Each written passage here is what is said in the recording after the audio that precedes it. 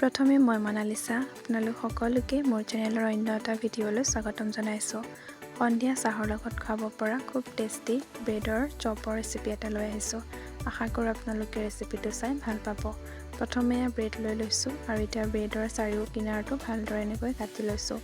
আৰু এতিয়া ব্ৰেডখিনি এনেদৰে ভালদৰে টুকুৰা কৰি লৈছোঁ। আৰু এতিয়া মই গোটেইখিনি হাতেৰে এনেদৰে গুড়া কৰি লৈছোঁ। আপোনালোকে ইচ্ছা কৰিলে মিক্সিটো দিব পাৰে।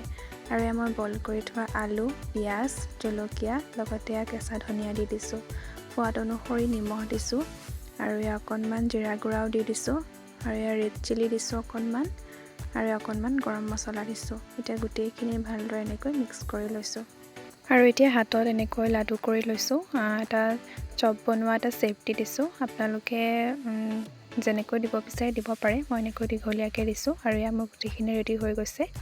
আৰু এতিয়া মই ব্ৰেডৰ অকণমান গুড়া থৈ দিছিলোঁ আৰু সেই গুড়াখিনিতেই গোটেই চপকেইটা এনেদৰে ভালকৈ লগাই দিছোঁ। আৰু এইখিনি মই গোটেইখিনি লগাই ল'ম এতিয়া। আৰু এয়া মোৰ গোটেইখিনি লগোৱা হৈ গৈছে। ইফালে মই কেৰাহী বহাই দিছোঁ, তেল গৰম হৈ গ'ল আৰু মই গোটেইখিনি এটা এটাকৈ দি আছোঁ।